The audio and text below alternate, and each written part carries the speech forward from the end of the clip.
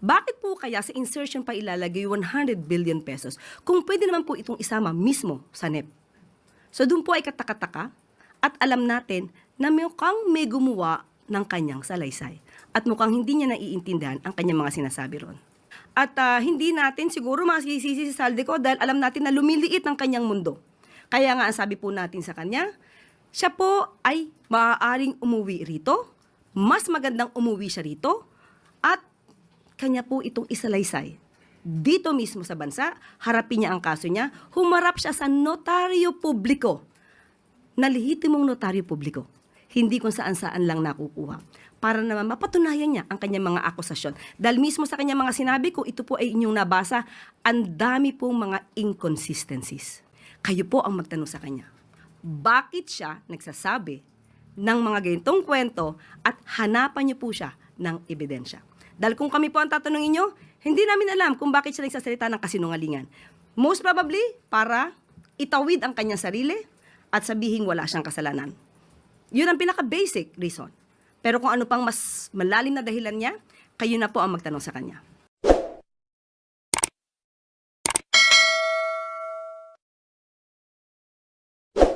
These wild accusations are completely without basis in fact.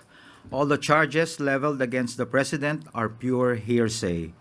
Let us not forget President Marcos Jr. himself exposed all these flood control anomalies and has taken numerous steps since to ensure that the guilty are brought to justice, the stolen wealth recovered, and the system is fixed to avoid any of this from happening again.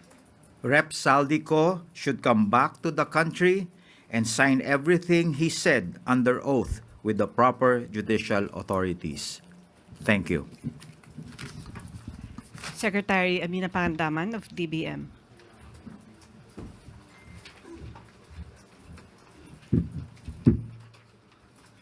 Magandang hapon po sa ating lahat.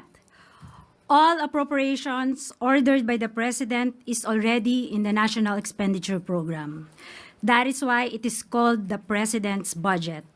So we reject any insinuations about it. The BICAM is purely under the power of the legislature. We respect and strictly follow the budget process, and all our actions are above board. Kung maaalala niyo po, ang proseso ng budget, ginagawa po ng executive ng 6 na buwan ang ating President's Budget and National Expenditure Program. Ayon sa Constitution, we have 30 days after the State of the Nation Address para isubmit ang National Expenditure Program sa Kongreso. At ayon din sa Constitution, pagkatapos natin masubmit po ang budget sa Kongreso, magkakaroon po tayo ng briefings, di po ba? So ginawa din po yan ng executive para ma-explica po kung ano ang laman ng President's Budget at ng National Expenditure Program. Pagkatapos po nun, magde-deliberate na po sila. Wala na pong role ang Office of the President, ang executive sa BICAM. Yun lang po. Maraming salamat po. Thank you, Secretary Dave Gomez and Secretary Amina Pangandaman. We now have Undersecretary Claire Caso, the Palace Press Officer. Magandang araw, Malacanang Press Corps. Katatapos lang mag-ulat ng Pangulo kahapon ng mga nagawa upang mapanagot ang lahat ng sangkot. Sa loob lamang ng 3 buwan matapos ibunyag ni Pangulong Ferdinand R. Marcos Jr. ang mga irregularidad sa mga maanumalyang flood control projects ng bansa, marami na ang mga lumutang na personalidad at ang kanilang mga di umanong kinalaman dito. Kabilang narito ang dating kongresistang si Zaldico. Ang pagkakasangkot ng pangalan ni Zaldico ay bunga ng mga ebidensya, mga testimonya, at mga di umanong pagpapayaman niya na makikita sa mga ari-ariang naipundar nila. Dahil lumiliit na ang mundo ni Zaldico, kailangan niyang umiwas at iiwas ang sarili at mag-name drop kahit walang katibayan at laway lang ang puhunan. Para masagip ang sarili sa paratang ng pagnanakaw sa kaban ng bayan at mapalitaw na siya ang biktima, siya ay magtatahi ng maling kwento laban sa ibang tao. Magtuturo ng iba, puwera ang sarili niya, kahit na ang ari-arian niya at ng kanyang pamilya ay nagsusumigaw ng ebidensya laban sa kanya. Ang kanyang naging pahayag, mas nagbunga pa ito ng maraming katanungan imbes na sagutin ang kanyang papel dito sa sinasabing anomalya. Lahat ng mga sinasabi ni Zaldico ay pawang mga imbento lamang, walang basihan, walang ebidensya. Umuwi muna siya sa Pilipinas at sumpaan ang kanyang mga sinabi at harapin ang mga demanda o kaso laban sa kanya. Pakatandaan natin, nagsimula ito sa sinabi ng Pangulo sa kanyang Zona 2025. Mahiya naman kayo. Bakit niya pasisimulan ang malalimang pag-iimbestiga? Mag-establish ng ICI, Independent Commission to investigate the anomalous flood control projects and other infrastructure kung ang Pangulo ay may kinalaman dito. Logic! Hindi ba dapat na iiwasan niya ang issue nito kung siya mismo ang mapapasok? Ang investigasyon na sinimula ng Pangulo ay unti-unti nang nagbubunga. Malinaw na ang mga pangyayari. Papalapit na ng papalapit tayo sa katotohanan. Kaya't pinipilit ilihis upang makaiwas ang mga tunay na may sala sa katarungan. At handa na po akong tugunan ng inyong mga katanungan. Maricel Halili from TV5.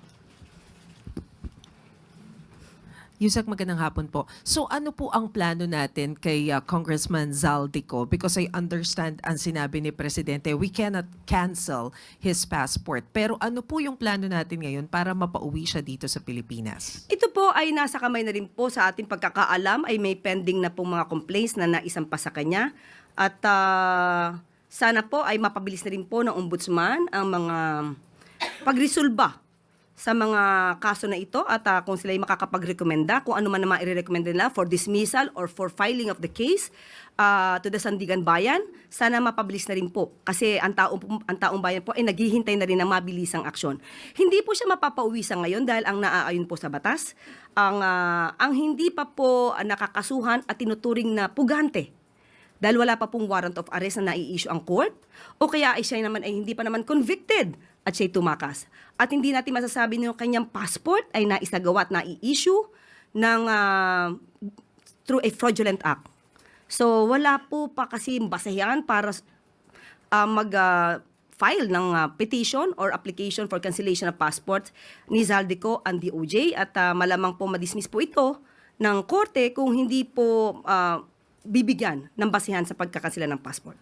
Meron po kasing mga opinion like that of Senator J.V. Ejercito na once na considered as a national security threat, pwede naman na pauwiin at kanselahin yung pasaporte kahit na wala pang direktang kaso. Do you consider him as a threat or at least a Ang kaso po na ipapataw sa kanya or malamang na maisa pa sa kanya ay patungkol lamang po sa graft and corruption, maybe plunder, hindi po natin alam kung ano magiging kaso dito. But hindi po ito sa ating palagay ay makukonsidera na issue about national security. So yun po. Sunod na tanong mula kay Raquel Bayan, Radyo Pilipinas. Yes, sir. Good afternoon. Isa po din sa mga accusation ni Zaldico, si Pangulong Marcos umano po, yung nag-utos ng 100 billion peso insertion, na karating na po kaya ito kay Pangulong Marcos. What was his reaction po? Opo, at ang updated naman po ang ating Pangulo at katulad naman po sinabi ni Secretary Mina, hindi po obligasyon at wala pong papel ang Pangulo sa sinasabing insertion. Sabi nga po nila, kung ang Pangulo, ayon na rin sa sinabi ni Zaldico, ay hari daw. Bakit po kaya sa insertion pa ilalagay 100 billion pesos kung pwede naman po itong isama mismo sa NEP? So doon po ay katakataka at alam natin na mukhang may gumawa ng kanyang salaysay at mukhang hindi niya naiintindihan ang kanyang mga sinasabi ron. Sunod na tanong mula kay Ivan Mayrina, GMA News. Microphone, please. Hi, Yusek. Kaugnay sa tanong ni Raquel, na nung napag-usapan ho ninyo ito ng Pangulo, what was his reaction? Galit ba siya? Is he more determined now to have former Congressman Zaldico be made to go back to the Philippines para ho maimbestigahan yung mga sinasabi niya. Katulad din sinabi natin, at sinabi po ng Pangulo kahapon, ang pagsasampa po ng kaso ay hindi pang optics lang. Kailangan po talaga ng ebidensya. Hindi po ibig sabihin kapo siya ay dinamay, at alam po natin, at alam din po ng Pangulo na siya ay walang kinalaman dito, at siya pa po mismo ang nagsimula ng pag-iimbestiga ng mga anomalyang flood control projects. Hindi po siya nababahala dahil alam po niya ang katotohanan at kami po mismo ang magbibigay sa inyo ng mga detalye para malaman po ninyo ang mga sinasabi ni Saldico ay pawang katang-isip lamang. Ito ho ang unang pagkakataon na nagkaroon ng direct accusation against the President. Again, siya po ba'y nagagalit? Or is he not taking it seriously dahil tulad na nabanggit ninyo, sa tingin niya, hindi totoo? Hindi po natin masasabing hindi niya to siniseryoso. Ang akusasyon, kahit ano po ang mangyari, maaaring may maniwalang tao. Kaya po ngayon pa lamang ay binibigay namin sa inyo kung ano pa ang katotohanan. At hindi natin siguro masisisi si Saldico dahil alam natin na lumiliit ang kanyang mundo. Kaya nga ang sabi po natin sa kanya, siya po ay maaaring umuwi rito, mas magandang umuwi siya rito, at kanya po itong isalaysay. Dito mismo sa bansa, harapin niya ang kaso niya, humarap siya sa notaryo publiko, na lehitimong notaryo publiko. Hindi kung saan-saan lang nakukuha. Para naman mapatunayan niya ang kanyang mga akusasyon. Dahil mismo sa kanyang mga sinabi, kung ito po ay inyong nabasa, ang dami pong mga inconsistencies. Sorry, panghuli po. Is the President willing to guarantee the safety of the former congressman? Kasi nagpahayag siya ng pagkabahala na ayaw niya umuwi dahil daw sa banta sa kanyang buhay. Unang-una, hindi po ba dapat siya ang magpatunay kung may banta sa buhay niya? Saan po niya nakuha itong mga idea na to? Nung umuwi po ba siya dito, or rather, nung siya ba ay umalis, may pagbabanta na sa buhay niya, nasa na mga records na masasabing may nagbabanta sa buhay niya. Dapat niya po munang patunayan yan bago niya ibuka ang kanyang bibig. Sunod na tanong mula kay Eden Santos, Net25. Yusek, ano po yung naging dahilan ni Kong Saldico, bakit siya biglang bumaliktad at itinuro ang Pangulo at si former Speaker Martin Romualdez dito po sa korupsyon sa flood control projects? Alam naman po natin na close yung kanilang relationship. Pinupuri pa nga siya ng Pangulo bilang chair ng appropriations before sila po ni Speaker Martin. But biglang naging ganito po yung kanyang salaysay at itinuro niya mismo ang Pangulo dito sa anomalya na ito. Unang-unang po, parang wala naman po ako masasabi na sila'y close. Wala po ako nakikita kung gaano ang closeness nila. So maaari, pagdating sa trabaho, sila ay nagkakausap, pero kung sasabihin niyo po ang kanilang relasyon ay close, hindi po yan natin masasabi at wala pa po makakapagpatunay ng ganyan. Unang-una po kung anong dahilan niya, yan po ang magiging trabaho ng mga matitinong mga media practitioner. Kayo po ang magtanong sa kanya. Bakit siya nagsasabi ng mga ganitong kwento at hanapan niyo po siya ng ebidensya? Dahil kung kami po ang tatanungin niyo, hindi namin alam kung bakit siya nagsasalita ng kasinungalingan. Most probably, para itawid ang kanyang sarili at sabihin wala siyang kasalanan. Yun ang pinaka-basic reason. Pero kung ano pang mas malalim na dahilan niya, kayo na po ang magtanong sa kanya. Ano po yung ini-expect ng Pangulo na implikasyon itong paglantad ni Saldico at pagturo mismo sa kanya sa anomalyang ito, lalo't ang taong bayan po ay sinasabing galit na nga sa nangyayaring matinding korupsyon po sa gobyerno? Ang implikasyon pong nakikita natin ay mas magagalit ang mga tao kay Saldico dahil sa kanyang pagsisinungaling. Makikita natin na lahat ng kanyang sinabi, katulad na nga ng mga eksperto sinabi, bakit kailangan pa na mag-insert ng 100 billion pesos samantalang kaya namang isama ito sa NEP. So doon pa lamang po, dapat maggalit talaga ang tao dahil marami nagsisinungaling para maisalba ang kanilang sarili. Salamat. Next question mula kay Christian Yosores, DZMM. Hi, Yusek. May mga ulat po na lumabas sa social media na nagpatawag di umano ng meeting si Pangulo sa kanyang security cluster. Is the palace in panic mode dahil so posible po na mag-spark na naman ng panibagong public outrage yung expose ni dating congressman ko? Wala po ako nabalita ang ganyan. At ako sino po ang nagsabi niyan, muli, patunayan po niya. Tayo po nga ay dapat papunta ng Intramuros Hindi po ba? At meron doong event. So, wala pong panic mode na tayong pinag-uusapan. Kailangan lang po nating magkaroon ng press briefing ngayon para po maipaliwanag sa mga kababayan natin kung sino ba talaga ang nagsisinungaling. So, Mr. Saldico, mas maganda po, umuwi kayo dito. Kung maaari, sabayan nyo na rin po yung mga, ibang mga fugitive na nagtatago sa ibang bansa. Last two questions. First from Katrina Domingo, ABS-CBN. Undersecretary, ano po yung balak ng palasyong gawin to address Zaldico's accusations? Aside from denying it, does the palace intend or the president intend to file charges against him?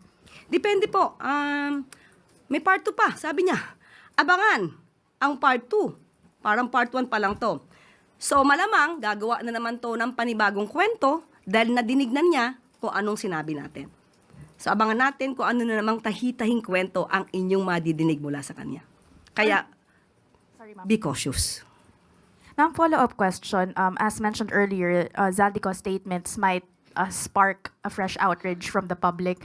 How concerned is the president with the upcoming INC rally over the weekend? Alam ko naman po na ang mga miyembro ng INC ay matatalino, makadiyos, makabayan. So alam po nila kung sino nagsisinungaling at alam po nila kung sino ang tunay na nagtatrabaho para sa bayan. So yun lamang po. Tandaan natin, walang ganyang karaming air assets ang Pangulo. Last question mula kay Vance Fernandez. Good afternoon, ma'am. Do you have any idea who is behind this tell-a-lie accusation? May naiisip ba ako? Mahirap magsalita, pero minsan kayo mismo mag-iisip, sino kaya ang nasa likod nito? Yung mga obstructionists, destabilizers, o lumiliit lang siguro talaga ang mundo ni Saldico dahil siya po mismo ang naiipit sa mga aksyon na mismong siya ang gumawa. Thank you, Yusek Claire. Okay, go. Okay. Ma'am, last na lang po. May we have your reaction about the statement of VP Sara saying na paranoid na raw yung administration, especially now na madaming rally yung nangyayari, and yung pagkontra niya doon sa sinabi ng Pangulo about the status of our economy? Okay, unang-una po, paranoia. Ang paranoia, sabi po nila, ay direct cause ito ng emotional outburst, meltdown. Hindi po nagme-meltdown ang ating Pangulo. Nagkataon lang po, syempre po, kapag ka po may mga issue, may nababalitaan, may mga nagre-report na di umanong may gustong magpabaksak sa gobyerno, ano po ba ang dapat gawin ng gobyerno? Matulog? Manahimik? Mag-relax? Kailangan po itong mamonitor. Hindi naman po ibig sabihin na ito ay may katotohanan, but still, hindi po to dapat na tinutulugan. Patungkol po doon sa, again, Maricel, ano yung second? Sa economy, kinontra niya yung statement ni President. Sa ekonomiya. Tandaan po natin, inamin po natin na naaapektuhan ng economic growth. Bakit? Dahil sa marami pong naging kalamidad. At may issue din po patungkol dito sa korupsyon. At tandaan po natin, ang korupsyon na ito ay hindi lang sa panahon ngayon. Panahon pa po nung nakaraang administrasyon.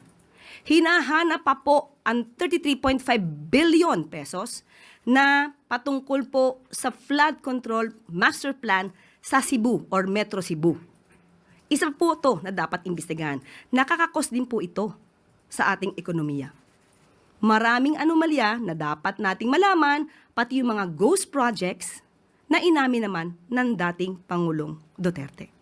So lahat ng kalat nung nakaraan, ngayon po natin nililinis at malamang isa ito sa nagiging dahilan kung bakit nagkakaroon po ng hindi magandang epekto to sa ekonomiya. But ang pangako ng Pangulo, gagawin ang lahat, pati ang economic team, gagawin ang lahat para po mapaangat pa ang ekonomiya ng bansa. Yusek Claire.